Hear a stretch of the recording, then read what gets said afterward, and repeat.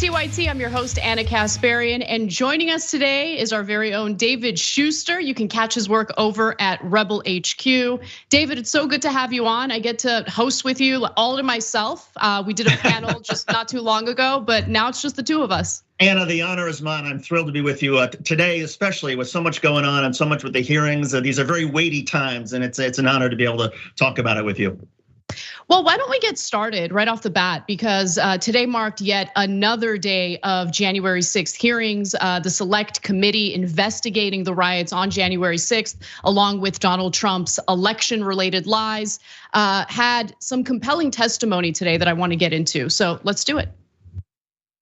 Anything that would say to me, you have a doubt, deny your oath. I will not do that. And on more than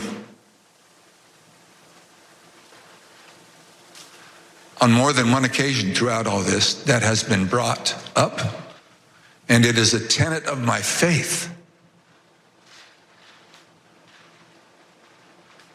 that the Constitution is divinely inspired of my most basic foundational beliefs. The man you just heard from, Rusty Bowers, the Arizona State House Speaker, is a Trump voter. He voted for Trump in 2020. He also testified in that video during the select committee hearings that he was encouraged, in fact, pressured by Donald Trump's lawyer, Rudy Giuliani, to essentially single-handedly overturn the results of the presidential election. And he was not interested in doing that despite his support for Donald Trump.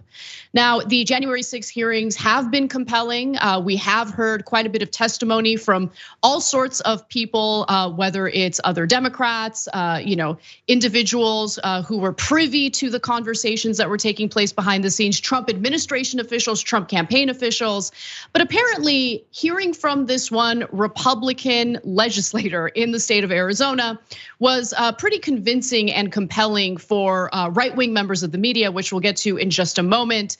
But I actually want to get to some more context in regard to what he was talking about. He was specifically addressing questions in regard to Rudy Giuliani pressuring him to use an alternate slate of electors who would essentially certify the election on behalf of Donald Trump as opposed to Joe Biden, who won the state of Arizona. Let's watch. He said, well, we have heard by an official high up in the Republican legislature that there is a legal theory or a legal ability in Arizona that you can remove the electors of President Biden and replace them. And I said, look, you are asking me to do something that is counter to my oath when I swore to the Constitution to uphold it, and I also swore to the Constitution and the laws of the state of Arizona. And this is totally foreign as an idea or a theory to me, and I would never do anything of such magnitude without deep consultation with qualified attorneys. And I said, I've got some good attorneys, and I'm gonna give you their names. But you're asking me to do something against my oath, and I will not break my oath. In this day and age, it's pretty difficult to believe that there are still Republican lawmakers in the country who are unwilling to do Donald Trump's bidding. But really, there are a few, and these are the individuals who prevented Trump from essentially stealing the election that he did not win in 2020. David, I want to bring you in because I'm seeing headlines now, one from The Hill that just broke, saying former President Trump's campaign to press officials to overturn the results of the 2020 election broke the law. State Republicans testified. Now, this is something we've been screaming from the rooftops from the very beginning. It's nice to hear that Republicans are testifying about the criminality of what Trump had carried out. But what do you make of what happened today? A couple of things. I think in Georgia, where there's a live criminal investigation, certainly there was more evidence than just that phone call, the early January phone call to Brad Raffensperger, the Secretary of State, in which Donald Trump asked for 11,000 votes. There were a series of conversations between Trump and Georgia officials, repeated conversations. And then in Arizona, and this is the one that sort of blew me away, because again, here you have a conservative, Anna, who you and I would disagree with on 95% of his politics, his policies. And he said to Rudy Giuliani, look, You have evidence of fraud, give me the names. Give me the names of the voters who are dead who voted. Give me the names of the immigrants who voted who were not allowed to vote. And Rudy Giuliani said, I'll give them to you. And then, Russell Bowers said that Giuliani never delivered. He asked again, give me the evidence. He asked Jenna Ellis, give me the evidence. They never delivered the evidence, but Giuliani said, well, we don't have the evidence, but we have a lot of theories. And at that point, you could see Bowers was just like, how could you be doing this? He's a religious man, and I disagree with him on his religious stuff as well, but he said this is like an article of faith. He believes the Constitution is divinely inspired, and he almost got the sense that he felt the Trump campaign was asking him to cross out his own faith in order to help Donald Trump get this alternate slate of electors. And look at what he did in rejecting the demands to do what Trump wanted him to do is I hesitate to say brave and courageous, but I understand why people say that it's brave and courageous with today's political climate and the kind of violence that we see from the far right, certainly far right supporters of Donald Trump. But he did what he needed to do. He took an oath of office. He carried out what he was supposed to carry out as someone who took an oath. And so in reality, he did what he was supposed to do. And I've just been feeling increasingly uncomfortable, to be quite honest with you, with the bar is so low for the Republican Party right now that they just do what they're supposed to do. They do their jobs. They hold the oath and they get, celebrated as American heroes. But this is what they're supposed to do. And I really want the audience to understand that, right? No amount of MSNBC whitewashing of these very conservative Republicans is gonna change the fact that these people didn't do something brave, they just carried out their jobs the way that they're supposed to carry out their jobs. But I do think that it's also valuable to have right-wing politicians specifically call out the possible criminality involved in what Trump and his campaign was attempting to do. And unsurprisingly, well, I shouldn't say unsurprisingly, surprisingly, on Fox News, when they were covering the testimony given by Bowers, they specifically pointed out how compelling it was and the possible criminality that Trump could be charged with in the future. So let's take a quick look at this video. You're gonna hear first from Fox legal analyst Jonathan Turley, followed by Andy McCarthy, who is a reporter over at the National Review. Let's watch.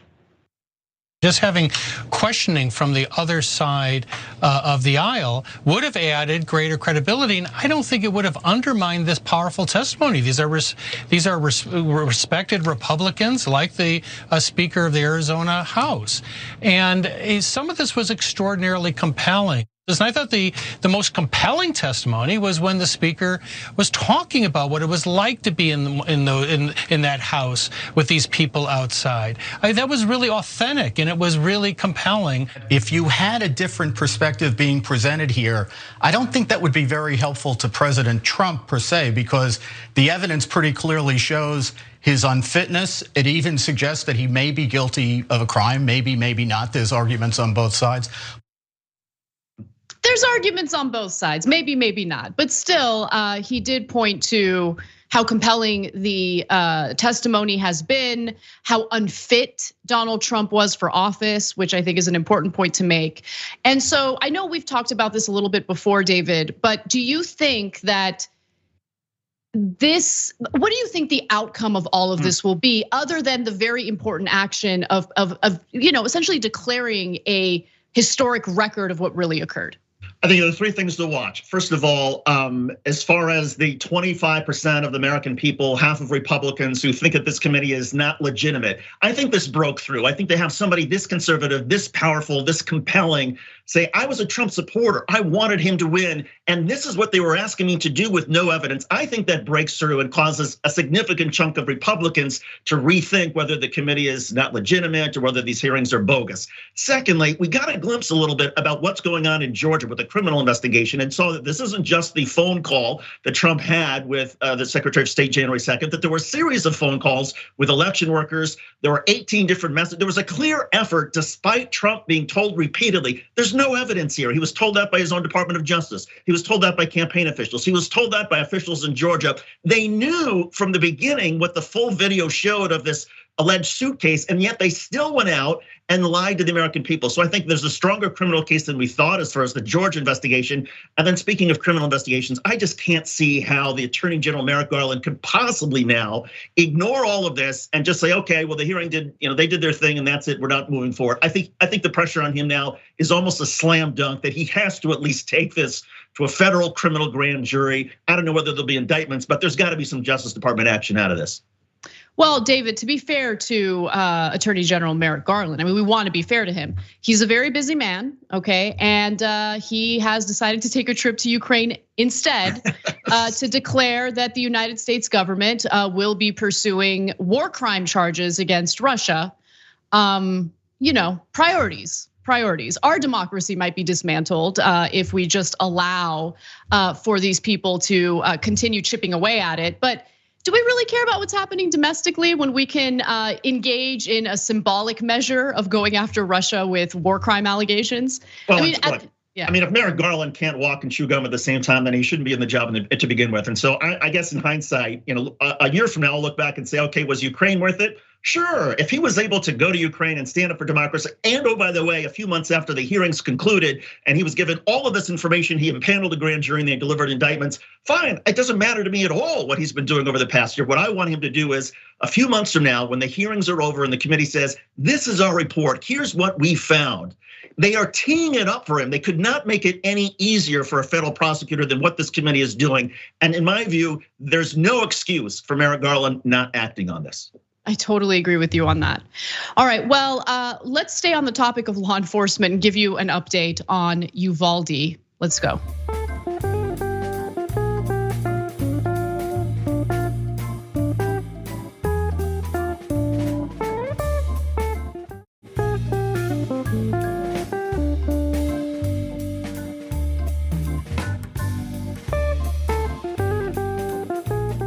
What we're experiencing right now is a byproduct of what society has forced police to become.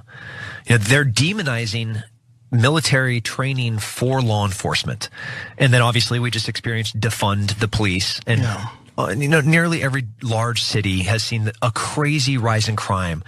And these large cities that defunded their police, to include Austin, we've never seen homicides like this. We still need men and women that will run towards the sound of gunfire and know what to do. Yeah. And we don't right now. We have been weakening them, and we have been making them ill-equipped to respond to that. And then I think Uvalde is a great example. Uvalde is a great example. That was former US Army sniper Tim Kennedy on the Joe Rogan podcast, the Joe Rogan Experience. And he decided to blame the failures of Uvalde police officials and the Uvalde Police Department on the defund the police movement, even though there is absolutely no evidence, no indication whatsoever that funding for this particular police department was cut in any way, shape, or form. In fact, we should show you the receipts and then get to the details about the insane cowardice that was practiced by police as a mass shooting was underway at Robb Elementary School in Uvalde, Texas. That was the mass shooting that ended up slaughtering 19 children and 2 teachers. Police were on the scene from the very beginning, and they waited a very long time to do a damn thing about it. But before we get to that, let's talk about the funding, because I think it's important to push back against the misinformation that was spread in that conversation. So for Uvalde, which has roughly 16,000 residents, the $4 million police budget is the biggest expense in the city budget this year, funded at a proportion that's higher than some peers, but far from abnormal. So this is a Bloomberg piece that looked at the numbers, and they did a comparative analysis looking at other cities across the country. And big cities, it's interesting, actually spend a little less percentage-wise of their budget on policing. But overall, I mean, we're talking about similar ballpark numbers, right? Somewhere between 30 to 40%. 30 to 45% of the municipal budget will go toward policing. Now, we should take a look at the trend, because 4 million sounds like a lot for a town of 16,000 people, but who knows, right? Maybe maybe they did cut the budget a little bit in recent years, except that is not what the evidence shows. So as you can see in the graph, and it looks at numbers dating back to 2015, you see that upward trend, which represents an increase of funding toward police in Uvalde. Now, besides city funding, you should also keep in mind that another $500,000 for Uvalde police came from a federal government grant meant to bolster equipment purchases and cover overtime costs related to border patrolling. The Uvalde Police Department also has its own part-time SWAT team. And I should note, even though this Bloomberg piece doesn't go into details, what they're specifically referring to here is the program that essentially funnels military-grade weaponry, surplus military weaponry from our military to local police departments, thus militarizing the police departments. And we have been told over and over again, particularly by the right wing, that we need that. We need the police to essentially serve as a domestic military because that's what keeps us safe. Except, as I'm sure you all know at this point, the police in Uvalde did not, in fact, keep the community safe. They failed to save the lives of 19 children and 2 teachers during a mass shooting that they were on the scene of from the very beginning, by the way. Now, there was recent testimony from the head of the Texas Department of Public Safety. He's the director named Steve McCraw. And his testimony before the state Senate committee investigating the police response was fascinating because it just gives you an idea of how much the cops dropped the ball, and it had nothing to do with a lack of funding. Let's watch. That the law enforcement response to the attack at Robb Elementary was an abject failure and antithetical to everything we've learned over the last 2 decades since the Columbine massacre. 3 minutes after the subject entered the West Building, there was a sufficient number of armed officers wearing body armor to isolate, distract, and neutralize the subject. The only thing stopping a hallway of dedicated officers from entering room 111 and 112 was the on-scene commander, who decided to place the lives of officers before the lives of children. Okay, you don't wait for a SWAT team, right? No time for a SWAT team.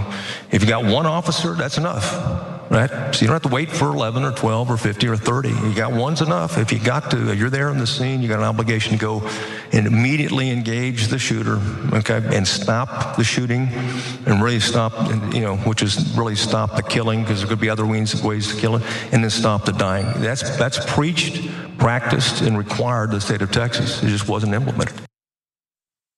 Now, McCraw was specifically referring to Pete Arredondo, who's the Uvalde School District Police Chief, and the person on site, the person who failed to carry out the actions that were expected of the police force there. And I don't know. I mean, David, maybe I'm just a hater of Rogan's podcast and I don't know what I'm talking about, but I don't know. I kind of want to like scratch the surface and look at the data before I open my mouth and make declarative statements about a police department and why they failed. Now, I'm with you in terms of the hatred of Joe Rogan's podcast. I mean, to me, this is them saying it's all George Floyd's fault. Because of George Floyd, then the left decided to put pressure on police to respect the Constitution and not people up, and somehow cops got afraid. Well, you know what? The fact of the matter is, and I'm so glad you pointed out, every police department in the United States over the past 20 years has more equipment, more training, better pay. So this argument that somehow, oh no, defund the police is causing these police to be afraid. No, they are afraid because we are also flooding this country with AR-15 assault rifles. And most cops, 99%, will never have to shoot anybody in their career. They will never have to actually fire their weapon. And I think there are a lot of cops out there who say, you know what? I don't want to be in that 1%. I don't want to have to be in some sort of armed standoff or actually use my service revolver or weapon because I don't know how I'll do. But they love the power. They love having the gun. And the moment that there is somebody with an assault rifle, oh no, we need the SWAT team. We need the tactical team. And that's what happened with this commander. It's a crying shame. Absolutely, and I do want to go through this list of what the Texas head of public safety had to say during his testimony, because he lists all of the failures that he has seen from the police department, from police officials, and notably, funding or resources are missing from the list. But he did mention that Pete Arredondo did not have a radio with him, which made communication a little difficult, to say the least.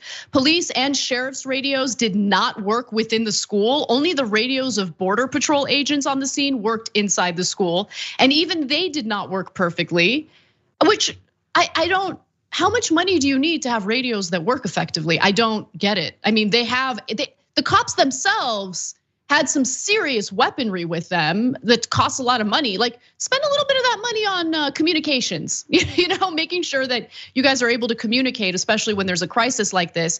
And some diagrams, this is interesting, some diagrams of the school that police were using to coordinate their response were wrong.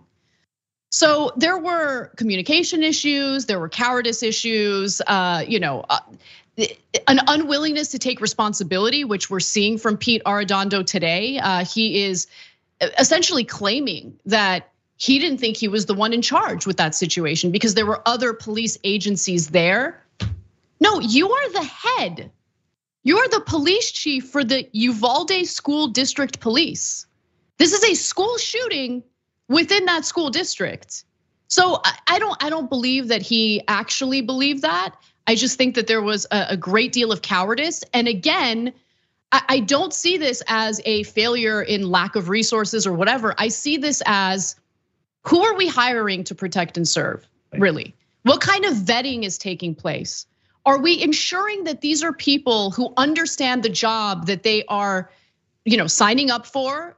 Are they committed to protect and serve? Because it isn't just this story, right? This is a story where it's so obvious that they engaged in cowardice and it got people killed. You also see the instances of people running away, unarmed people running away from cops, and they literally shoot and kill that suspect in the back as he's running away. Who are we hiring to protect and serve? I think that the vetting process really needs to be reconsidered. I think there needs to be massive reforms in policing. And that's not to say, we just cut resources and call it a day. I don't think that's the solution either.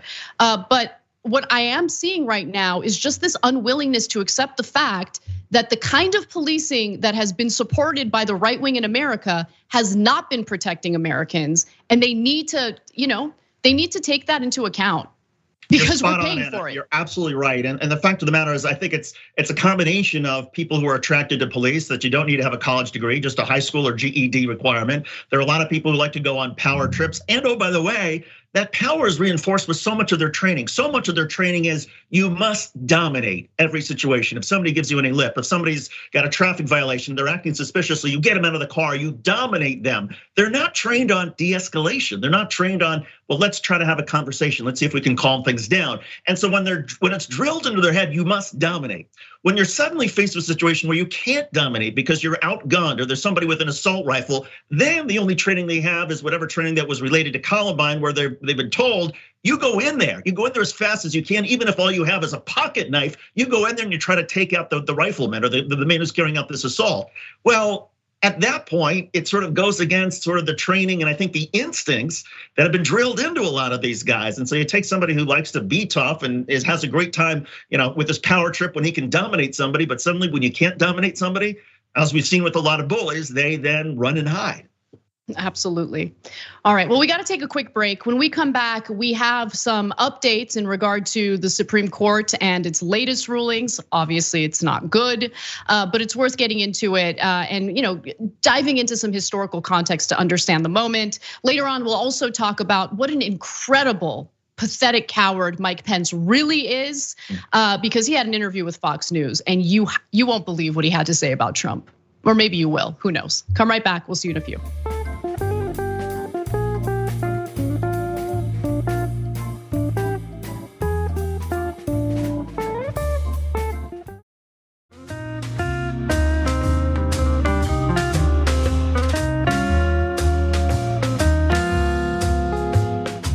I know Cenk's not here today. He will be back on Monday. He's on vacation break, which he definitely deserves. But I'm glad that I'm taking the mantle of messing up timing of the show because I keep getting cut off during the social breaks because I'm not paying attention to the time.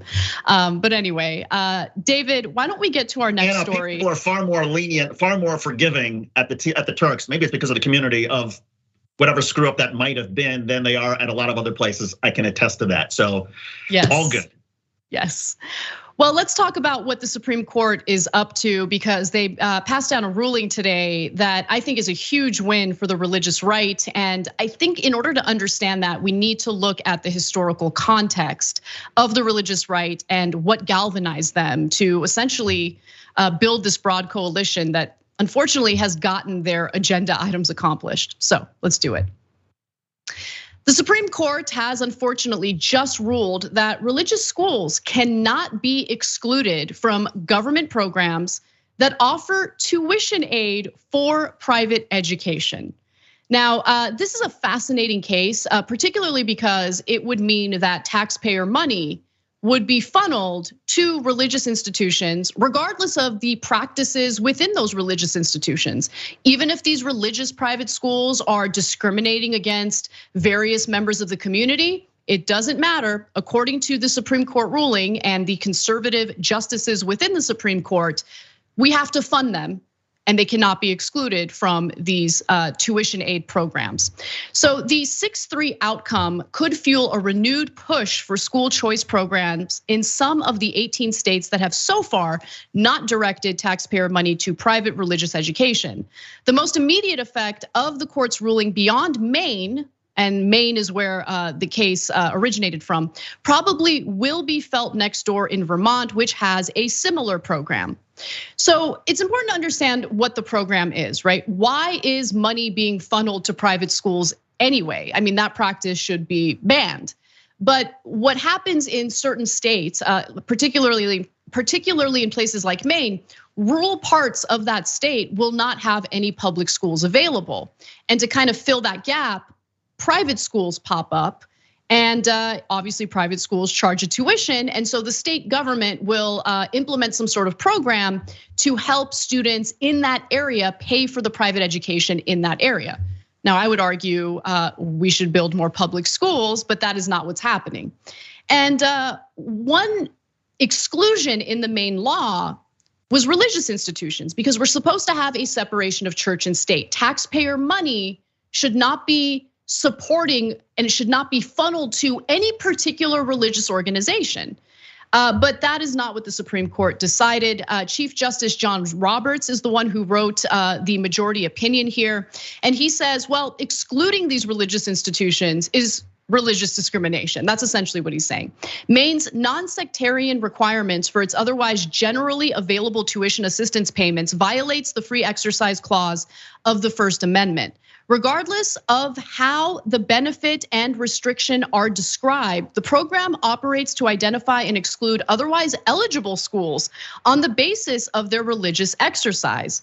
I would argue that these are not otherwise eligible schools because these are religious institutions that are not supposed to receive taxpayer money, right? Whenever we do a story about a private school that's engaging in some sort of weird practice, whether it's discriminating against students who might have engaged in premarital sex or discriminating against LGBTQ educators, the argument is, well, it's a private institution, they're not receiving public funds, so unfortunately they're able to carry out these practices.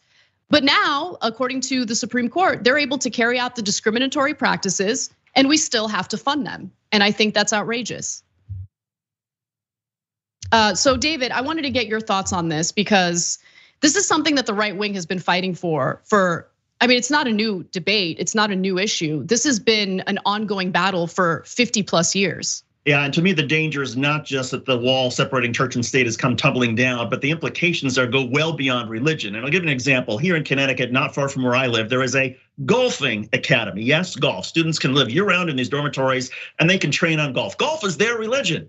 So now I think this particular golfing academy, if they want to try to help attract more students, they're going to be able to say, hey, based on the Supreme Court ruling, golf is our religion. So, hey, Connecticut, you need to give us some money, just like you're going to have to give money to these religious private schools. We're a private school and we just happen to really like golf. That's where this is heading. And that's why it's so insane. Once you obliterate the line between public and private, it doesn't really matter whether it's religion or not. There's all kinds of things that come into play. And I just think that the taxpayers in Maine are getting screwed, just like they're going to get in Vermont, because why should you be paying taxes to help somebody who chooses to live in a particular area? You want to live in a particular area, that's fine. You go to the public school there. If there's no public school, okay, maybe there's great that there's somebody else that's stepping in. But again, these are choices that as a taxpayer, I just find it reprehensible that this is how Maine legislators are going to try to start doling out money now. This is the culmination of a decades-long battle that the right wing has engaged in.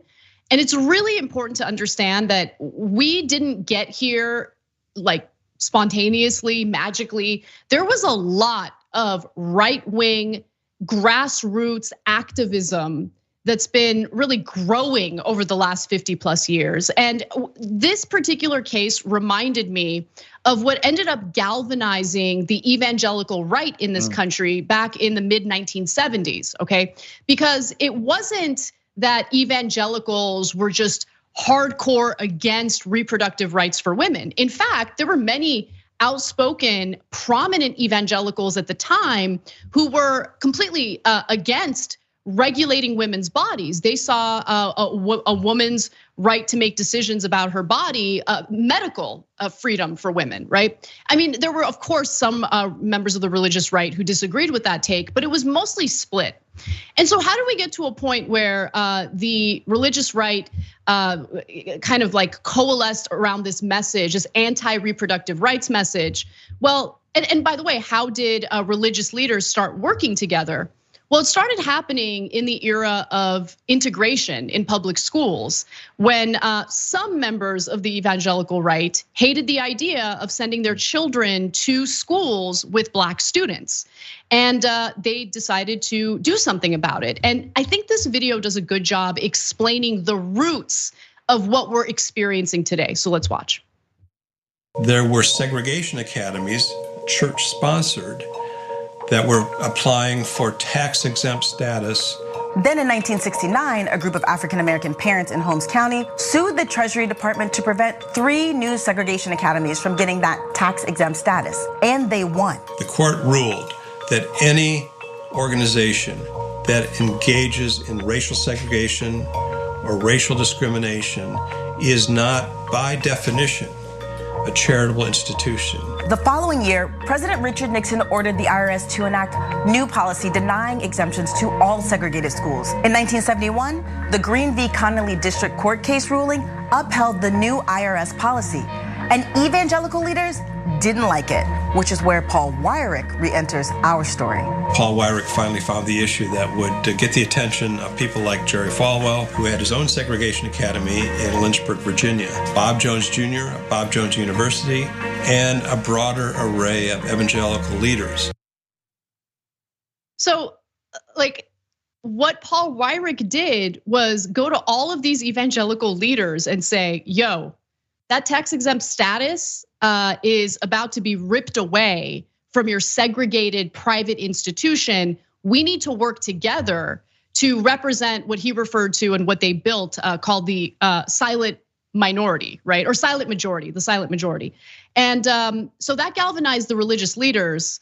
And then they used abortion to galvanize right-wing voters.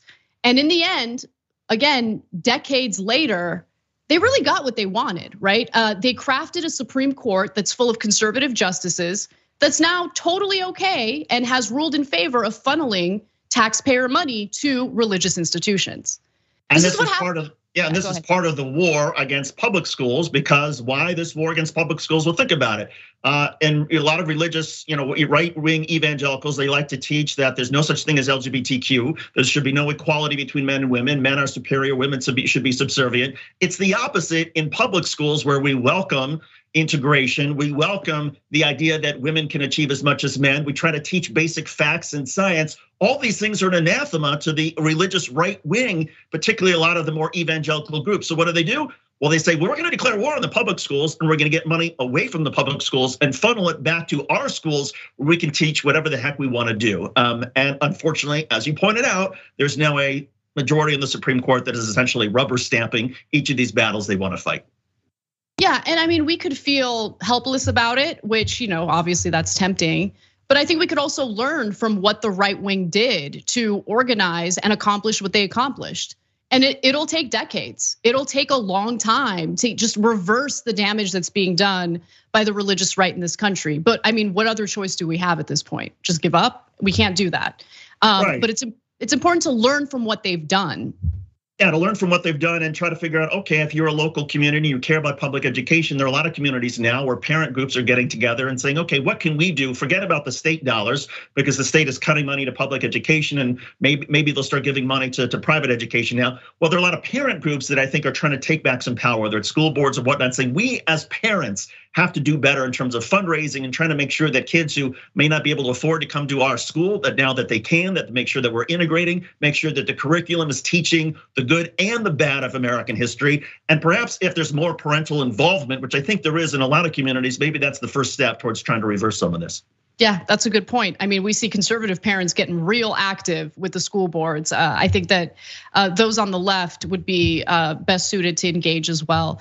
Well, we got to take another break, so let's do that. And when we come back, we'll talk about former Vice President Mike Pence, unbelievably still kissing Donald Trump's ass, even though Trump's lies almost got him killed. We'll be right back.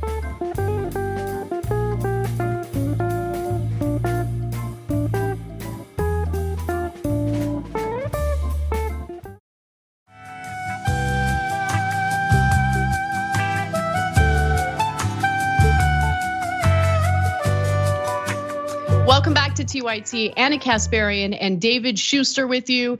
David, I want to give you an opportunity to tell people where they can find more of your work. Rebel HQ, which is one of the great channels on the Young Turks. So you can find Rebel HQ by going and onto YouTube, and during a search, it just says Rebel HQ or TYT Rebel HQ. We're also on Facebook. We're also on Twitter, but we put videos each day, some of the same topics that are on the shows, but a little more sort of produced in a little different sort of speed.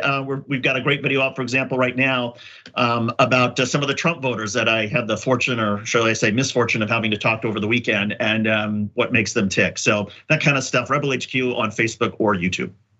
All right, well, let's get to former Vice President Mike Pence. There has never been a time in my life where a president was more disconnected from the American people than we see today. That was former Vice President Mike Pence not talking about former President Donald Trump, who nearly got him killed on January 6th when rioters were chanting, "Hang Mike Pence," because he just refused to unilaterally hand over the election to Donald Trump. Now, he's not talking about Trump, he's talking about Biden because of inflation. And he argues, well, Biden is super disconnected from the American people. Again, forgetting the fact that Trump wanted to essentially throw out the votes of more than 75 million Americans. But I want to get to the other reality, which is Trump's false or misleading claims total 30,573 over 4 years. That is a headline from the Washington Post. They were fact checking Donald Trump throughout his presidency, and that's the number that they landed on.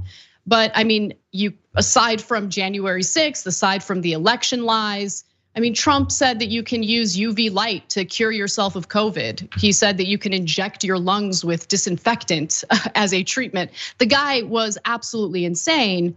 But Pence says, according to this headline from Fox News, he won't let Dems use January 6th to distract from their failed agenda. And he even goes so far as to praise Donald Trump on his record. And I have some quotes to get to in just a moment, but I want to bring you in right away, David, because it just blows my mind how Pence gets referred to as an American hero because he certified the election the correct way. Again, just doing the bare minimum, that is his job. But in reality, he's a coward. It's not an act of courage to speak to Larry Kudlow. Larry Kudlow was on your White House team of economic advisors. He's giving you softballs on this interview. Larry Kudlow says, it seems to me like Joe Biden has offered more mistruths than anybody. And at that point, Pence changes it to say, yeah, he's disconnected. Well, he could have said, no, actually, we shouldn't get into talking about fact or truth. Let's just talk about I mean, there's so many different ways that Mike Pence could have pivoted away from that and protected himself and not faced all these charges of hypocrisy, but he's not that strong of a politician. And so there's Pence it is so predictable for Mike Pence to just heap scorn on Joe Biden, to use buzzwords that are clear buzzwords to the right that don't mean anything to anybody who's got half a brain. That's what Mike Pence is all about.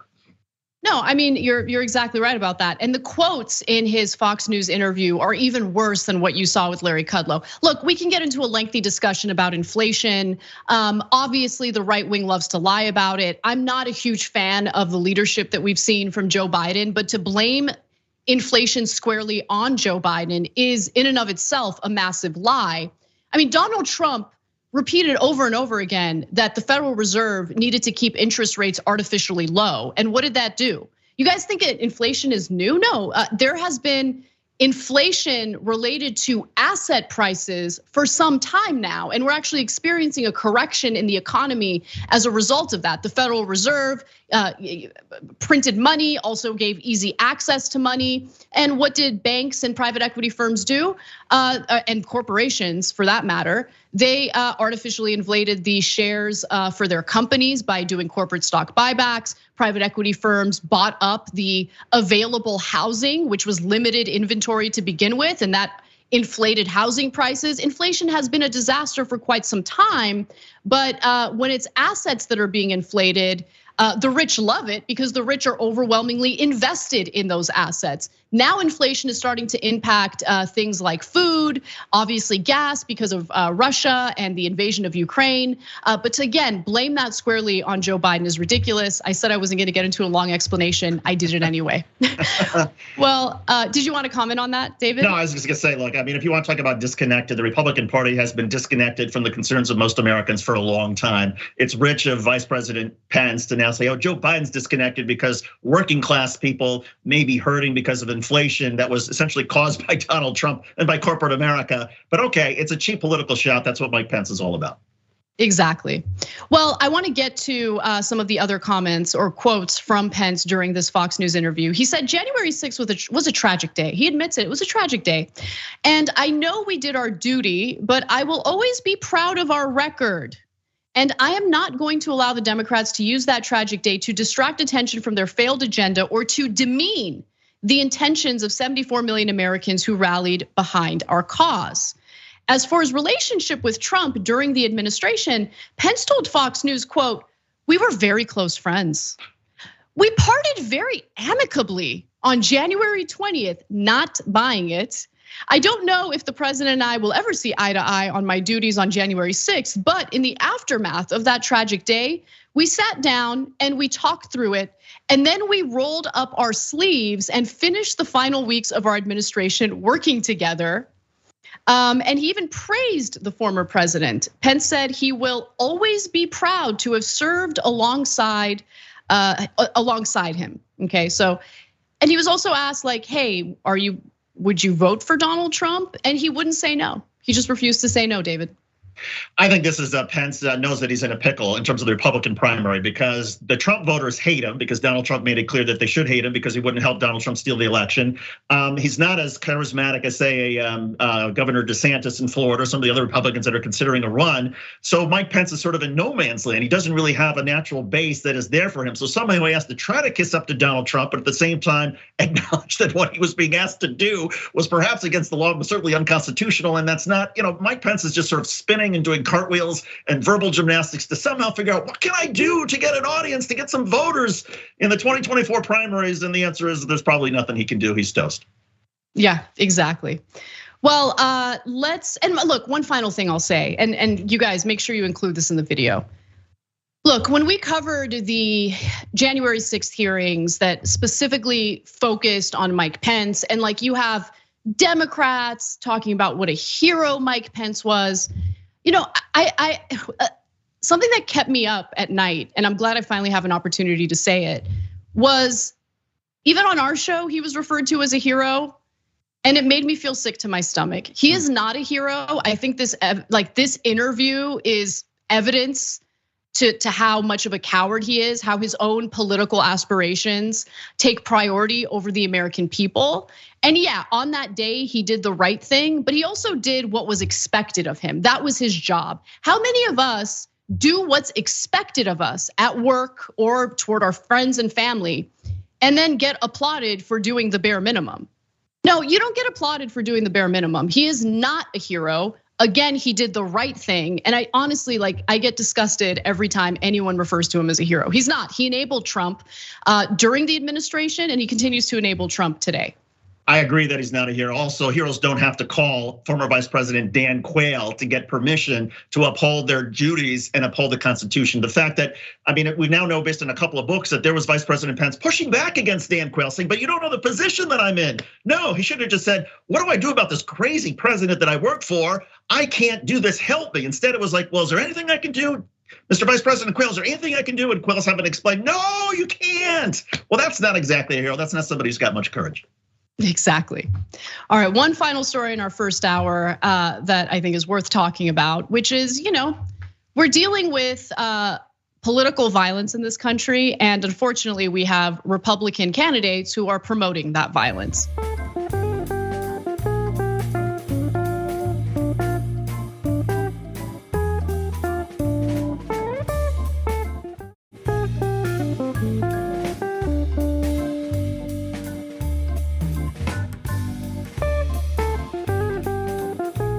Republican Senate candidate, and I can't believe he's running for public office again, Eric Greitens is facing some well-earned backlash after he released a new ad essentially urging his supporters to go rhino hunting. Rhino meaning Republicans in name only.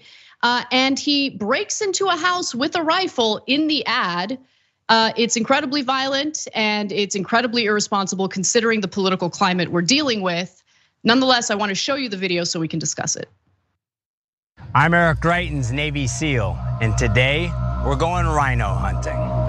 The rhino feeds on corruption and is marked by the stripes of cowardice.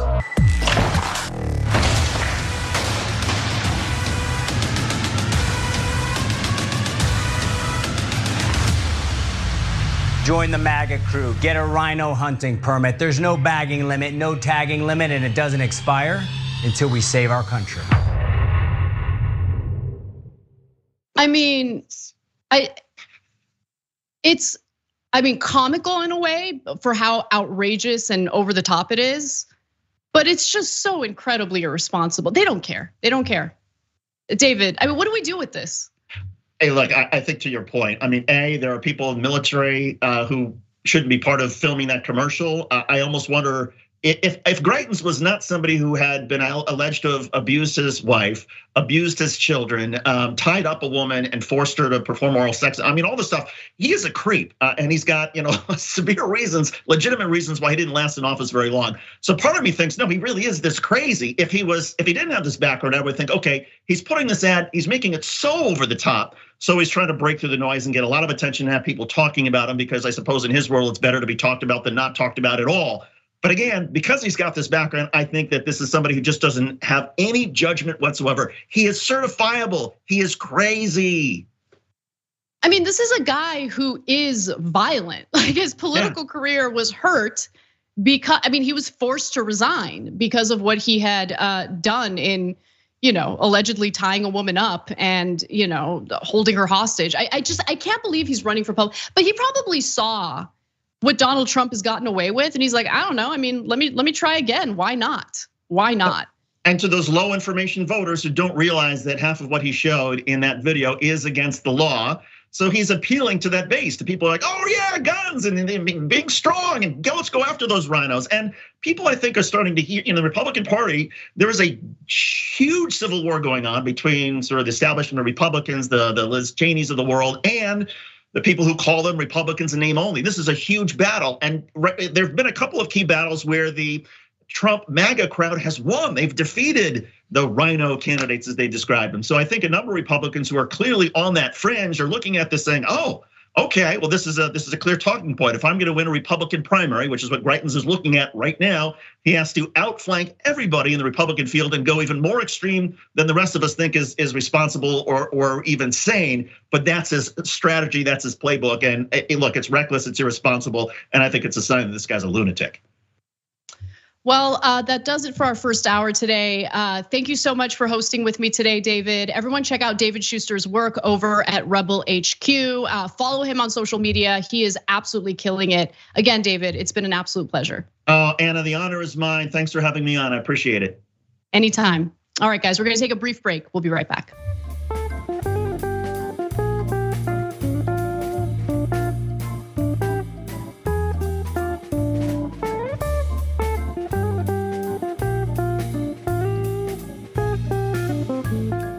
Thanks for listening to the full episode of The Young Turks. Support our work, listen ad-free, access members-only bonus content, and more by subscribing to Apple Podcasts at apple.co/TYT.